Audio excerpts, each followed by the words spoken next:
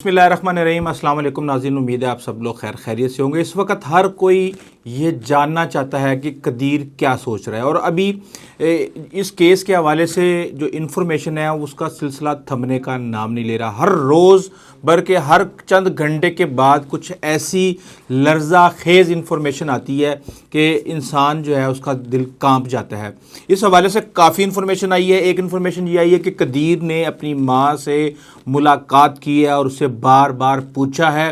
کہ کیا ہوا اور کیوں کیا اس طریقے سے۔ ماں نے اس کو اس کے بعد کیا جواب دیا، نہ صرف یہ بلکہ اس حوالے سے اور بھی بہت سی ایسی انفارمیشن آئی ہے کہ قدیر نے سامنے آ کے جب اس سے انسسٹ کیا گیا اس ساری انفارمیشن کے حوالے سے، تو کچھ اس نے ایسی بات کی جس سے پتہ چلتا ہے کہ وہ کسی بھی لحاظ سے ماں کے خلاف بات نہیں کرنا چاہتا۔ جبکہ زارا کے والد شبیر نے بھی کچھ ایسی انفارمیشنز دی ہیں کہ زارا کیوں یہ شادی نہیں کرنا چاہتی تھی، اس کو کیوں مجبور کیا گیا، یہ سارے کا سارا معاملہ یہ کس طریقے سے یہ اس حد تک پہنچا، اور صرف یہی نہیں کہ کس طریقے سے جس طرح ہم قربانی کا گوشت دھو کے اس میں سے خون نچوڑتے ہیں، کس طریقے سے زارا کے جسم کے ٹکڑوں کے ساتھ یہ سارے کا سارا کھیل کھیلا گیا۔ اب ہر شخص یہ جاننا چاہتا ہے کہ قدیر کیا سوچ رہا ہے، قدیر کے ذہن میں کیا ہے۔ اس سے پہلے ہم آپ کو قدیر کی تصویریں بھی دکھا چکے ہیں، اور اب تک جو بھی انفارمیشن آئی ہے قدیر کے حوالے سے، قدیر سارا دن اپنے آپ کو کمرے میں بند رکھتا ہے، اپنے بیٹے کو ہر وقت اپنے ساتھ رکھتا ہے، جب اس کو ٹائم ملتا ہے وہ قبرستان چلا جاتا ہے۔ لیکن کچھ سٹوریز اس طرح کی آ رہی ہیں کہ جب زارا کے خاوند قدیر نے اپنی ماں سے پوچھا اور بار بار پوچھا کہ ایسا کیا قصور تھا کہ آپ نے پورے کا پورا گھر اجاڑ کے بلکہ خاندان اجاڑ کے رکھ دیا، اور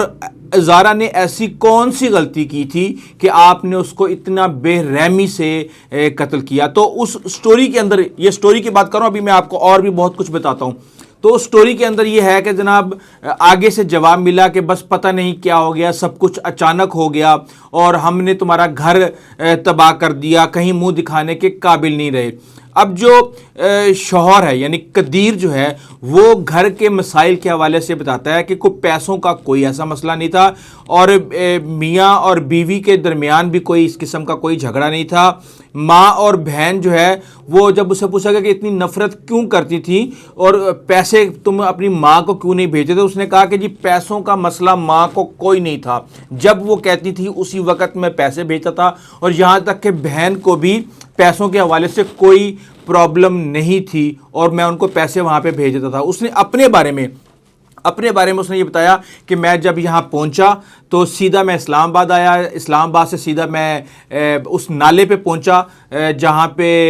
یہ سارے ٹکڑے جسم کے پھینکے گئے تھے، اور کہتا کہ وہاں سے میں نے جب وہ ٹکڑے وغیرہ سارے تلاش کیے اور اس کے بعد وہ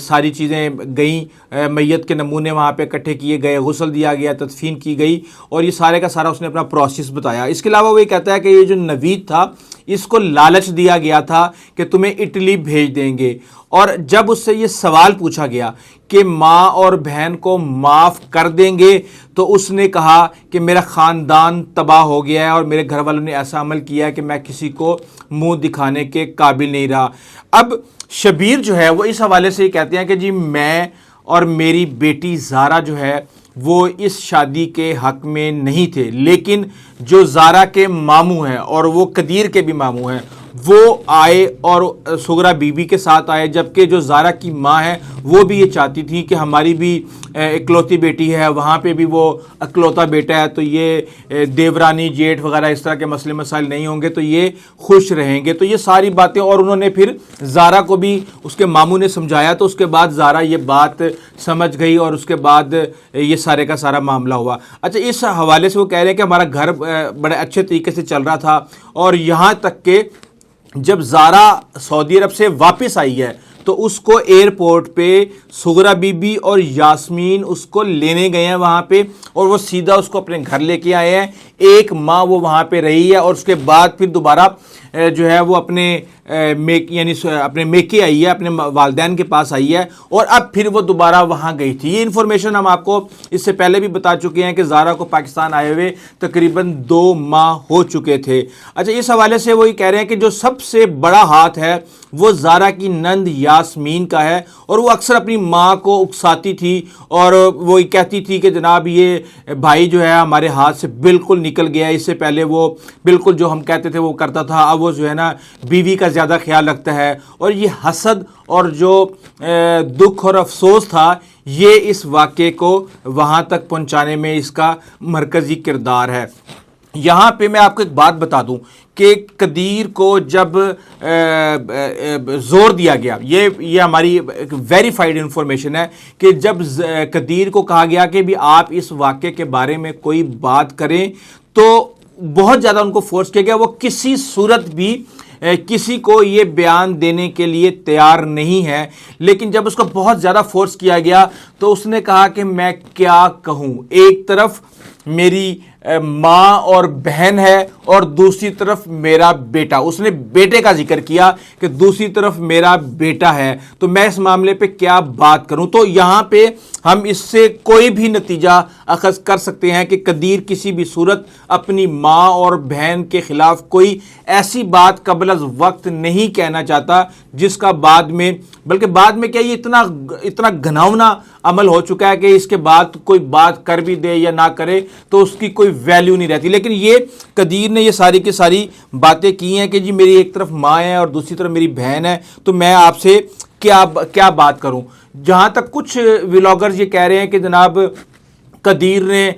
اپنی ماں کو کہا کہ میں تمہاری شکل نہیں دیکھنا چاہتا، اس طرح کی کوئی انفارمیشن ابھی تک نہیں آئی۔ جبکہ لاش کے حوالے سے جو انفارمیشن آئی ہے وہ یہ ہے کہ پہلے تکیہ رکھ کے اس کا سانس بند کیا گیا، پھر اس کے ٹکڑے کیے گئے، مکمل شناخت کو مٹانے کے لیے اس کے سر کو اس وقت تک جلایا گیا جب تک کہ شناخت بالکل ختم نہیں ہو گئی، اور جو اس کے جسم کے ٹکڑے تھے ان کو پانی کے اندر پہلے اچھے طریقے سے دھویا گیا اور اس کا خون صاف کیا گیا، اور اس کے بعد ان کو شاپروں میں ڈال کے تمام نقوش مٹانے کے بعد ان کو ڈسپوز آف کیا گیا۔ اچھا، یہاں پہ یہ چیز ہم دیکھ رہے ہیں کہ سغرا بی بی وہ چولہا جس کے اوپر جلایا گیا، اس کی کچھ تصویریں بھی ہمارے پاس آئی ہیں کہ گھر کے ایک کونے کے اندر لے جا کے انہوں نے اس کو جلایا، اور وہاں پہ جس طریقے سے پائے جلائے جاتے ہیں اس طریقے سے یہ کام سارے کا سارا کیا گیا۔ اچھا، اب اس حوالے سے ہم یہ دیکھ رہے ہیں کہ بہت زیادہ انفارمیشن آ رہی ہے، لیکن کچھ جو سٹوریز ہیں وہ ٹیبل سٹوریز ہیں۔ اب میں نے وہاں پہ بیورو چیف سے بات کی اپنے، تو انہوں نے یہ بتایا کہ جناب ہم قدیر سے بڑی کوشش کر چکے ہیں، لیکن انہوں نے قدیر نے اس حوالے سے کوئی بات نہیں کی۔ میں نے کہا پولیس والوں کا کوئی بیان، تو اس کے بعد پھر میں نے پولیس وہاں پہ ڈی ایس پی ہیں عابد صاحب، ان سے میں نے یہ بات کی کہ کیا یہ ساری کی ساری انفارمیشن قدیر نے کسی میڈیا کو تو نہیں دی۔ اب شبیر صاحب جو کہ والد ہیں ان سے بھی میں نے رابطہ کرنے کی کوشش کی کہ مجھے یہ ساری کی ساری انفارمیشن